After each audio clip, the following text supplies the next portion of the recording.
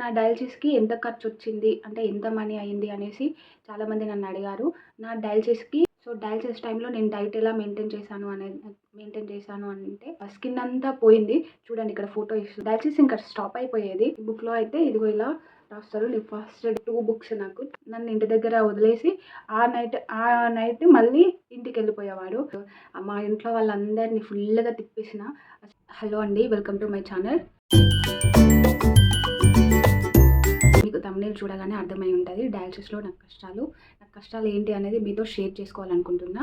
Dialysis అయితే నేను total 8 months చేయించుకున్నాను. 8 మంత్స్‌లో ఫస్ట్ 3 మంత్స్ అయితే వీక్లీ 2 టైమ్స్ చేసుకున్నాను. నెక్స్ట్ 5 మంత్స్ అయితే వీక్లీ 3 మంత్స్ చేసుకోవాల్సొచ్చింది. అలా ఎందుకు చేసుకోవాల్సొచ్చిందో వీడియో ఫుల్‌గా చూడండి, మీకు తెలుస్తది. డయాలిసిస్‌లో అయితే నాకు చాలా అంటే చాలా ప్రాబ్లమ్స్ వచ్చాయి. ఏం ప్రాబ్లమ్స్ వచ్చాయి ఏంటి అనేది మీరు ఫుల్ వీడియో చూస్తే మీకు తెలుస్తది. ఫుల్ వీడియో చూడండి. నా డయాలిసిస్, నా కిడ్నీ ట్రాన్స్‌ప్లాంట్ టోటల్ యశోద హాస్పిటల్‌లో జరిగింది. మనం డయాలిసిస్‌కి వెళ్తున్నాము అనేసంటే ఇంకా కాలేజ్‌కెళ్ళినట్టు ఒక బుక్ చేతిలో ఉండాల్సిందే. అదేం బుక్ అనేసంటే ఇది. ఇది.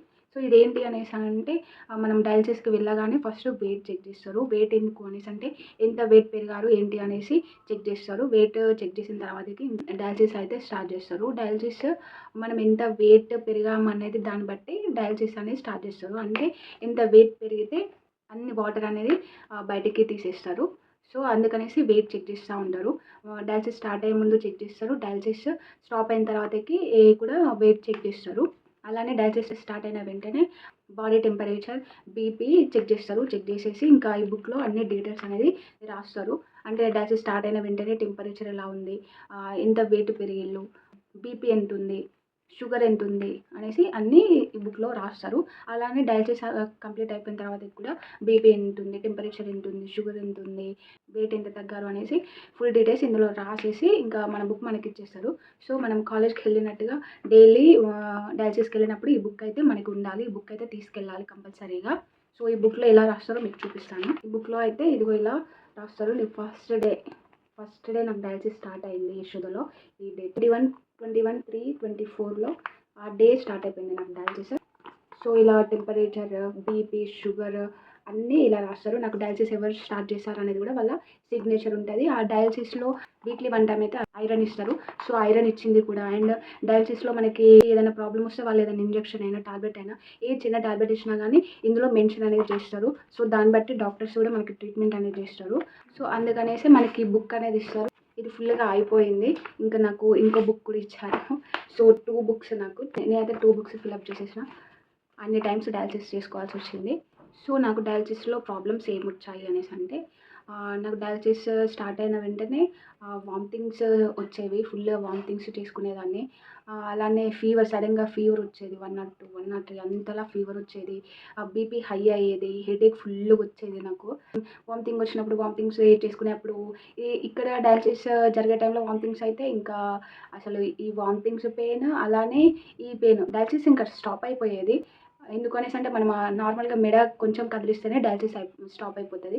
అలాంటిది నేను వామిటింగ్స్ లేసి కూర్చొని వామిటింగ్స్ చేసుకుంటా ఉంటే ఇంకా ఇది ఉంటదా, స్టాప్ అయిపోయేది. ఇంకా ఇటు వామిటింగ్స్, అటు ఆ పెయిన్ అసలు చాలా పెయిన్ వచ్చేది ఇంకా. చాలా అంటే చాలా షివరింగ్ వచ్చేది. ఎప్పుడు ఎలా ఉండేదో తెలీదు. అందుకనేసి నాతో పాటు ఒక నర్స్ కూర్చునేది.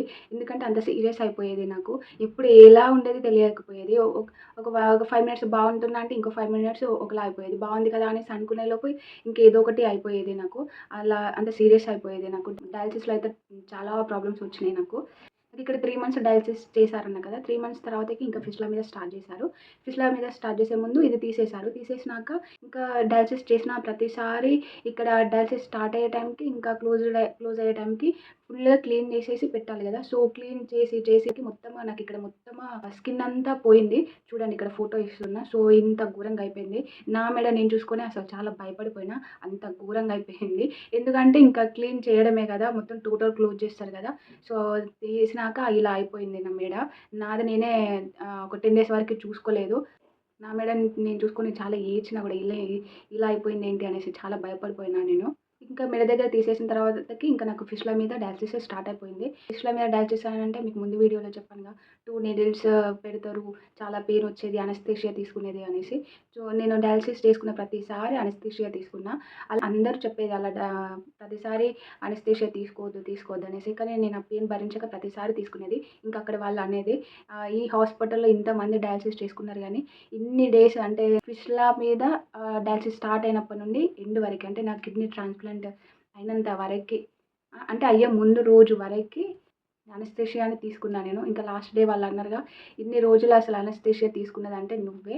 ఇంతవరకి హాస్పిటల్‌లో ఈ డయాలిసిస్ యూనిట్‌లో ఎవ్వరు తీసుకోలేదు" అనేసి అప్పుడు ఆ మాట అన్నారు వాళ్ళు. ఎందుకు తీసుకోవాల్సొచ్చిందంటే ఇంక నాకు పెయిన్ చాలా వచ్చేది. అందుకే ఇంక తీసుకోవాల్సొచ్చింది. ఇంకా ఫిష్‌ల మీద డయాలిసిస్ చేసిన తర్వాతకి క్లోజ్ చేసే టైంకి ఏం చేస్తారు అనేసంటే ఆహ్, నీడిల్స్ తీసినాక కాటన్ పెట్టేసి ప్రెస్ చేస్తారు. ఎందుకనేసంటే అక్కడ బ్లడ్ సర్క్యులేషన్ ఫాస్ట్ ఉంటది. మనం ఎంత గట్టిగా పట్టుకున్నా గానీ అసలు ఆ బ్లడ్ అనేది అస్సలు ఆగదు. కారిపోతూనే ఉంటది. చాలా బ్లీడింగ్ అవుతది.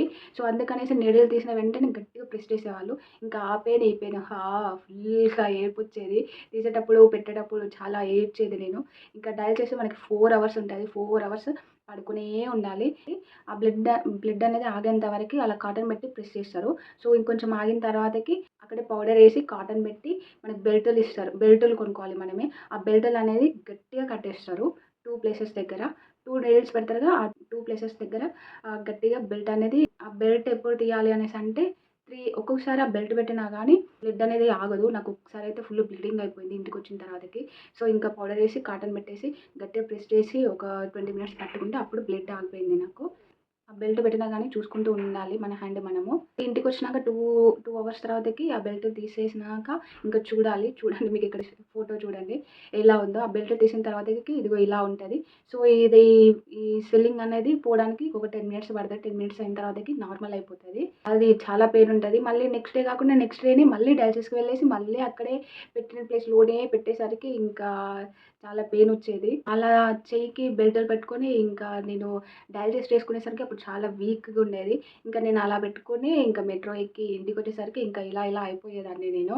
నా డయాలిసిస్‌లో అయితే అసలు మా ఇంట్లో వాళ్ళందరిని ఫుల్‌గా తిప్పేసిన. అసలు ఎట్లా అంటే ఎండాకాలంలో ఎండబెట్టేసిన, వర్షాకాలంలో తడిపించేసిన, అసలు ఫుల్‌గా తిప్పేసిన అందరిని. మా ఫ్యామిలీ మెంబర్స్‌ని అందరు నాతో తిరిగేసిల్లు హాస్పిటల్‌కి. డయాలిసిస్‌కి వీళ్ళు రాలేదని ఎవ్వరు లేకుండా అందరిని తిప్పేసిన. ఇంకా వర్షాకాలంలో అయితే అసలు ఆటోస్ సరిగ్గా బుక్ కాకపోయేది. బుక్ అయితే మనకి హైదరాబాద్‌లో వర్షం పడితే ఎలా ఉంటదో తెలుసుగా. కెనాల్ వాటర్స్ మొత్తం రోడ్ మీదకొచ్చేస్తాయి. సో, ఒక్కొక్కసారి ఆటో అతను మధ్యలోనే ఆపేసేది. ఆ వాటర్‌లో నడుస్తూ హాస్పిటల్‌కి వెళ్ళేది. ఒక్కొక్కసారి అయితే చిరాకొచ్చేది. ఇంకా డయాలిసిస్ అయిపోయినాక ఇంటికొద్దామంటే అప్పుడు ఆటోస్ అసలు బుక్ కాకపోయేది. ఏదో నైట్ అయ్యేది ఇంటికొచ్చేసరికి. అప్పటికే ఆ డయాలిసిస్ అయిపోయినాక మనం చాలా అంటే చాలా వీక్ అయిపోతాం అసలు. అసలు చేత కాదు. అసలు కళ్ళు తిరగడము, ఏదో ఒకటి కళ్ళు తిరగడం ఏదో ఒకటి అవుతా ఉంటది. ఇంకా హాస్పిటల్‌లోనే ఉండేది. వర్షం తగ్గినాక వాటర్ అంతా పోయినాక ఇంటికి మెల్లిగా వచ్చేసరికి ఏదో నైట్ అయిపోయేది. సో, వర్షంలో తడుస్తూ వద్దాము అనేసంటే ఎప్పుడు ఫీవర్ వచ్చేది తెలవదు. కోల్డ్ వచ్చేది తెలవదు. మళ్ళీ ఫిష్‌లా తడవొద్దు. బెల్టులు చుట్టేసి పెడతారు కదా! సో, అది తడిస్తే మళ్ళీ ఆ బెల్టులనేవి పోయి బ్లీడింగ్ స్టార్ట్ అయిపోతది. సో, ఫిష్‌లా అనేసి తడవొద్దు. ఒక్కొక్కసారి అయితే చాలా ఇబ్బందయ్యేది. ఇంకా సమ్మర్ టైంలో అయితే ఆ వేడికి తట్టుకోలేకపోయేది. వెళ్ళేటప్పుడు, వచ్చేటప్పుడు ఫుల్ వేడుండేది. ఇంకా ఫెస్టివల్స్ అలా వచ్చినప్పుడైతే అందరూ ఫెస్టివల్స్ మంచిగా ఎంజాయ్ చేసేది. కానీ నాకేంటి వీక్లీ 3 టైమ్స్ ఇంకా డయాలిసిస్‌కి వెళ్ళాలి. డయాలిసిస్ మిస్ అయితే మళ్ళీ లంగ్స్‌లోకి వాటర్ పోయి బ్రీతింగ్ స్టార్ట్ అయిపోతది. సో, ఇబ్బందయితది. ఫెస్టివల్స్, సెలబ్రేషన్స్ లేకుండా ఏ ఫెస్టివల్స్ రోజు కూడా నేను డయాలిసిస్‌కి వెళ్ళేది.